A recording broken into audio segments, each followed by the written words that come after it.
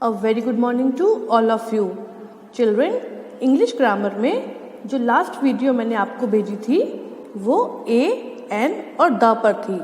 आपको पता है ए, एन और द को हम क्या बोलते हैं? इन तीनों का एक कंबाइंड नेम होता है जिसको हम आर्टिकल्स बोलते हैं। क्या बोलते हैं? आर्टिकल। तो ए, एन और द इनको अलग अलग जगहों पर अलग अलग तरीकों से इस्तेमाल किया जाता है। तो चलिए स्टार्ट करते हैं आज की वीडियो। लेकिन उससे पहले ये बताइए, पिछली वीडियो देखने के बाद आप लोगों को ए, एन और द इसका यूज कुछ समझ में आया कि नहीं आया?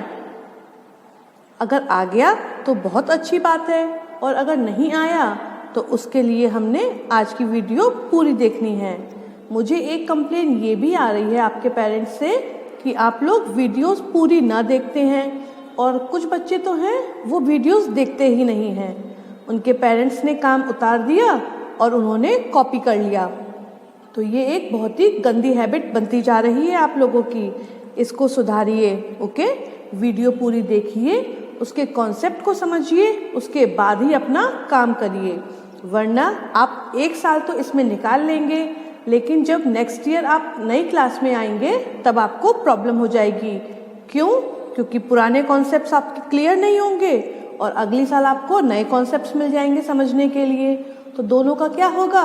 क्लैश हो जाएगा, है ना? तो इसके लिए आपको हर वीडियो को पूरी देखना बहुत ज़रूरी है। ओके, तो चलिए अब हम आज की क्लास स्टार्ट करते हैं। सबसे पहले हम देखेंगे ए और एन कि हमें ए का भी यूज़ करना है और एन का भी यूज़ करना है। Look at the pictures and read the words given below. यहाँ पर आपको 6 पिक्चर्स दिखाई दे रही हैं और उनके नीचे उनके नाम भी लिखे हुए हैं। तो चलिए हम इन पिक्चर्स को देख लिया है, अब इनके नाम को पढ़ते हैं। A cat, a box, a monkey, an ant, an umbrella, an aeroplane. ये 6 पिक्चर्स हैं और इनके ये 6 नेम्स हैं। दोबारा पढ़ते हैं। A cat, a box, a monkey, an ant, an umbrella, an aeroplane. तो आपने देखा यहाँ पर ए और एन इन दोनों ही वर्ड्स का यूज हुआ है, लेकिन अलग अलग वर्ड्स के साथ। आगे देखते हैं। We use a before a naming word that begins with a consonant sound. जो ए है इसका यूज हम नेमिंग वर्ड्स के संग करते हैं। मतलब ए और एन या फिर द इन तीनों का ही यूज या तो हम नाउन के साथ करते हैं या फिर किसी एडजेक्टिव के संग करते हैं जिसके बाद नाउन लगा होता है। तो अभी हम केवल नाउन्स की ही बात करेंगे। तो कैट एक नाउन है, इसके आगे अ लगा है। एंट एक नाउन है और इसके आगे भी एन लगा हुआ है। We use a before a naming word that begins with a consonant sound. जो अ है उसको हम ऐसे नेमिंग वर्ड्स के साथ यूज करते हैं जो कॉन्सोनेंट साउंड से शुरू होता है। अब कॉन्सोनेंट साउंड क्या होते हैं ये भी तो समझना है, वरना हमारा ए और एन का कॉन्सेप्ट आधा रह जाएगा। तो कॉन्सोनेंट नाउन अभी हम थोड़ी देर में समझेंगे। We use an before a naming word that begins with a vowel sound. अब आपको पता है वॉवल्स क्या होते हैं? A, E, I, O, U. तो एन का यूज हम तब करते हैं जब कोई भी नेमिंग वर्ड वॉवल साउंड से स्टार्ट होता है। अब ये कॉन्सोनेंट साउंड तो हमें पता नहीं था, अब ये वॉवल साउंड और आ गया ना? कोई प्रॉब्लम नहीं है, इसको मैं अभी आपको क्लियर करवा दूंगी। तो अभी बस इतना समझिए कि ए का यूज करते हैं हम कॉन्सोनेंट साउंड से पहले और एन का यूज करते हैं हम वॉवल साउंड से पहले। ओके, आगे चलते हैं। अब देखते हैं the. I bought some mangoes. The mangoes are very sweet. I study in a school. The school is big. I am in a train. The train will go to Delhi. ये 3 sentences हैं, एक बार फिर से पढ़ लेते हैं। I bought some mangoes. The mangoes are very sweet. Second है I study in a school. The school is big. I am in a train. The train will go to Delhi. अब नीचे देखते हैं, in all the above examples we use the in the second sentences. आपने देखा ऊपर जितने भी sentences या एग्जाम्पल्स दिए गए हैं, इनमें हमने द का जो यूज़ है वो किस में किया है? सेकंड सेंटेंस में किया है। मतलब यहाँ पर भी मैंगोज है, यहाँ पर भी मैंगोज है, यहाँ पर स्कूल है, यहाँ पर भी स्कूल है, यहाँ ट्रेन है, यहाँ भी ट्रेन है। तो इसमें ये मैंगोज तो प्लूरल हो गया, इसको छोड़ देते हैं, अभी बताऊंगी। यहाँ पर अ का इस्तेमाल किया है और यहाँ पर भी अ का इस्तेमाल किया है, लेकिन सेकंड सेंटेंस में हमने क्या किया है? द का यूज़ किया है तीनों जगह। क्यों? देखते हैं।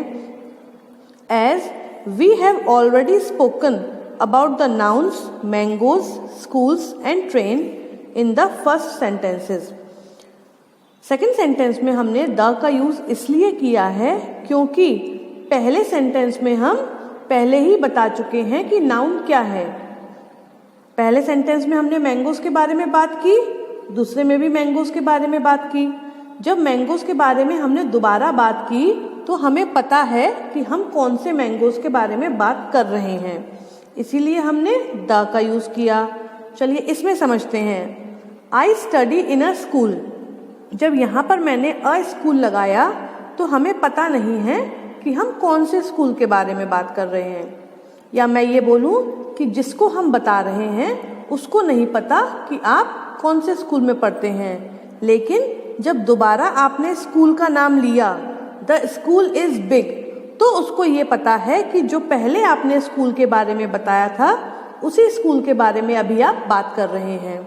पहले सेंटेंस में उसको नहीं पता था कौन सा स्कूल है, लेकिन दूसरे सेंटेंस में उसे पता चल गया कि कौन सा स्कूल है। Similarly, I am in a train. मैं एक ट्रेन में हूँ, लेकिन मुझे नहीं मालूम या सामने वाले को नहीं मालूम कौन सी ट्रेन है। लेकिन सेकंड सेंटेंस में the train will go to Delhi, हमें मालूम है कि जिस ट्रेन में मैं बैठा हूँ वो ट्रेन दिल्ली जाएगी। ठीक है ना? सेकंड सेंटेंस में हमको ये मालूम है कि जिस ट्रेन में मैं बैठा हूँ वो ट्रेन दिल्ली जाएगी। सिमिलरली यहाँ पर ये बता रहे हैं सेकंड सेंटेंस में कि जिस स्कूल में मैं पढ़ता हूँ वह स्कूल बड़ा है, और यहाँ पर जो मैंगोज मैंने खरीदे थे वे मैंगोज स्वीट हैं। Okay. The is also used before names of water bodies, famous buildings and the things that are only one of their kind. The का इस्तेमाल अभी हमने देखा कुछ सेंटेंसेस में करते हैं जिनके बारे में हम पहले ही बात कर चुके हैं, और द का इस्तेमाल हम तब भी करते हैं जो चीज़ अपने प्रकार की एक होती है, उसका दूसरा रूप नहीं होता। बेसिकली हम बोल सकते हैं प्रॉपर नाउन, लेकिन सारे प्रॉपर नाउन्स में हम द का यूज़ नहीं करते। ठीक है? हम वाटर बॉडीज़ में द का यूज़ कर सकते हैं, फेमस बिल्डिंग्स में द का यूज़ कर सकते हैं, और जो चीज़ें एक होती हैं उनमें हम द का यूज़ कर सकते हैं। तो देखते हैं क्या क्या है। द गंगा। अब गंगा नदी तो एक ही है, तो हमने इसमें द का यूज़ किया। द ताजमहल। ताजमहल भी एक ही है, तो इसमें भी हमने क्या किया? द का इस्तेमाल कर दिया। द सन। सन भी एक है, तो सन में भी हमने द का इस्तेमाल कर दिया।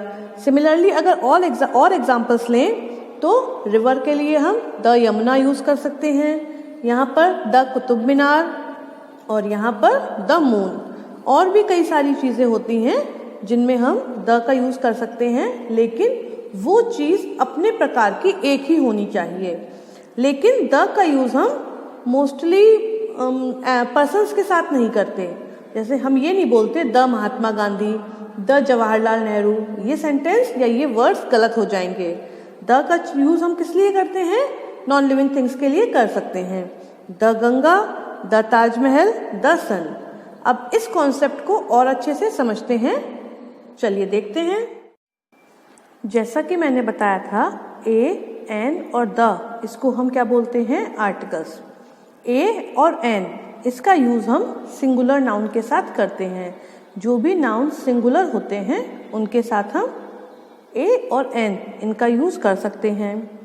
द का यूज़ हम सिंगुलर और प्लूरल दोनों ही नाउन्स के साथ कर सकते हैं, चाहे नाउन सिंगुलर हो या फिर प्लूरल, उसके साथ हम द का यूज़ कर सकते हैं। अभी हमने ये भी देखा था कि ए का यूज़ हम कॉन्सोनेंट साउंड्स के साथ करते हैं और एन का यूज़ हम वॉवल साउंड्स के साथ करते हैं। अब आप कंफ्यूज होंगे कि कॉन्सोनेंट साउंड्स और वॉवल साउंड्स क्या होते हैं। कॉन्सोनेंट्स मतलब होता है व्यंजन और वॉवल्स मतलब होता है स्वर। वैसे तो इंग्लिश में 5 ही वॉवल्स होते हैं और वो आपको पता होंगे AEIOU, और अल्फ़ाबेट में इन 5 के अलावा जितने भी लेटर्स बचते हैं वो सारे क्या होते हैं, वे सारे कॉन्सोनेंट्स होते हैं। चलिए अब कॉन्सोनेंट साउंड और वॉवल साउंड क्या होता है। कोई भी वर्ड जब हम बोलते हैं, जैसे कि यहाँ पर लिखा है वैन, वैन को बोलने के लिए हिंदी में कौन सा वर्ण आ रहा है, व आ रहा है, और वह हमारा क्या है, व्यंजन या स्वर, वह हमारा व्यंजन है। इसीलिए वैन से पहले हमें ए लगाना होगा। इसको हम बोलते हैं कॉन्सोनेंट साउंड। वर्ड की स्टार्टिंग कौन से व्यंजन या स्वर से हो रही है हिंदी में, मेरी बात को ध्यान से समझिए। इंग्लिश में जो वर्ड लिखा है उसको बोलते समय जो पहला वर्ण निकल रहा है मुंह से, अगर वो व्यंजन है तो वर्ड हमारा कॉन्सोनेंट साउंड से स्टार्ट हो रहा है, और अगर वो स्वर है तो वर्ड हमारा वॉवल साउंड से स्टार्ट हो रहा है। जैसे कि वैन, तो वैन हमारा व से स्टार्ट हो रहा है। हिंदी में अगर हम वैन बोलेंगे तो वर्ड हमारा किससे स्टार्ट हो रहा है, व से। तो जब व हमारा व्यंजन है और व्यंजन मतलब कॉन्सोनेंट, तो कॉन्सोनेंट साउंड के लिए हमें ए का यूज करना है। सिमिलरली यूनिफॉर्म, यूनिफॉर्म ये क्या है, यूनिफॉर्म मतलब कि य किससे शुरू हो रहा है, य से। अब यह हमारा क्या है, व्यंजन या फिर स्वर, यह हमारा व्यंजन है। तो व्यंजन है, इसका मतलब ये कॉन्सोनेंट साउंड से स्टार्ट हो रहा है, और कॉन्सोनेंट साउंड के लिए हमें अ लगाना है, ठीक है। सिमिलरली टेबल, टेबल तो ये हमारा किससे स्टार्ट हो रहा है, ट से। तो ट हमारा क्या है, व्यंजन या स्वर, ट भी हमारा व्यंजन है, तो इसके लिए भी हमें अ लगाना है। तो a van, a uniform, a table. आप ये मत देखिएगा कि यहाँ पर ये यू लिखा है तो ये तो वॉवेल है, यहाँ पर हम एन लगा दें, नहीं, हमें कॉन्सोनेंट साउंड या फिर वॉवेल साउंड देखने हैं। हमें केवल कॉन्सोनेंट या केवल वॉवेल नहीं देखना, उससे निकलने वाली ध्वनियों को देखना है कि कॉन्सोनेंट से ध्वनि निकल रही है या फिर वॉवेल से, मतलब व्यंजन से निकल रही है या स्वर से। अब यहाँ देखते हैं एक्स, ये क्या लिखा है, एक्स, शुरुआत किससे हो रही है, ए से, और ए हमारा व्यंजन होता है या स्वर होता है, बताइए। ए हमारा स्वर होता है, तो इसीलिए एक्स से पहले हमने एन लगाया, एन एक्स। सिमिलरली अम्ब्रेला, यहाँ पर स्पेस कम हो गई, कोई प्रॉब्लम नहीं है। अम्ब्रेला, अ से शुरू हो रहा है ना ये वर्ड, तो अ हमारा व्यंजन है या स्वर है, स्वर है, तो इससे पहले भी हम एन लगाएंगे। सिमिलरली एग, एग हमारा किससे स्टार्ट हो रहा है, ए से, एग, तो एग हमारा स्वर है, सॉरी ए हमारा स्वर है या व्यंजन है, स्वर है, तो इसको भी हमें एन से स्टार्ट करना है। मतलब ये है, आप केवल ये ना देखें कि कॉन्सोनेंट लगा है या वॉवेल लगा है, आपको उनके साउंड्स को पहचानना है कि ये वर्ड कॉन्सोनेंट साउंड से स्टार्ट हो रहा है या वॉवेल साउंड से स्टार्ट हो रहा है। तो अगर कॉन्सोनेंट साउंड है तो ए लगा दीजिए और वॉवेल साउंड है तो एन लगा दीजिए। आगे चलते हैं। द, अभी मैंने आपको बताया था the is used with things that are single और पर्टिकुलर। द का यूज हम ऐसी वस्तुओं के साथ करते हैं जो एक होती हैं या फिर बिल्कुल निश्चित होती हैं, या जिनके बारे में हम पहले ही बात कर चुके हैं अपने सेंटेंस में या पैराग्राफ में। एग्जाम्पल्स के तौर पर अगर लें, आई हैव अ बॉल, यहाँ पर मैं एक बॉल के बारे में बात कर रही हूँ, लेकिन मुझे ये नहीं मालूम कि बॉल कौन सी है, ठीक है ना। लेकिन I play with dash ball every day, अब यहाँ पर मैं द लगाऊंगी, क्यों, क्योंकि मुझे मालूम है अब मैं कौन सी बॉल के बारे में बात कर रही हूँ, उस बॉल के बारे में जो मेरे पास है। अभी मुझे पहले सेंटेंस में ये नहीं मालूम था कि बॉल कौन सी है, लेकिन दूसरे सेंटेंस में मुझे ये मालूम है कि जो बॉल अभी मेरे पास थी, जिसके बारे में मैंने बात की थी, उसी बॉल के बारे में यहाँ पर भी बात हो रही है। Washerman is going with a donkey. Washerman मतलब होता है धोबी। धोबी जो है वो एक गधे के साथ जा रहा है। हमें ये नहीं मालूम कौन सा गधा। Dash donkey is very tired. अब हम यहाँ पर द लगाएंगे। क्यों? क्योंकि अब जिस डोंकी के बारे में बात हो रही है उसके बारे में हमें पहले से ही पता है कि वॉशरमैन जिस गधे के संग जा रहा था वह गधा थका हुआ है। I saw dash Taj Mahal yesterday. हमें मालूम है ताजमहल एक ही है, तो इसके लिए हम द का यूज करेंगे। Dash Ganga is a Holi river. अभी मैंने चैप्टर में भी बताया था रिवर भी गंगा एक है, तो इसके लिए भी हम द का यूज करेंगे। तो आई होप कि ए एन और द के कॉन्सेप्ट आपको क्लियर हो गए होंगे। अगर नहीं हुए तो आप दोनों में से कोई सी भी वीडियो दोबारा देखिए। Okay, good bye.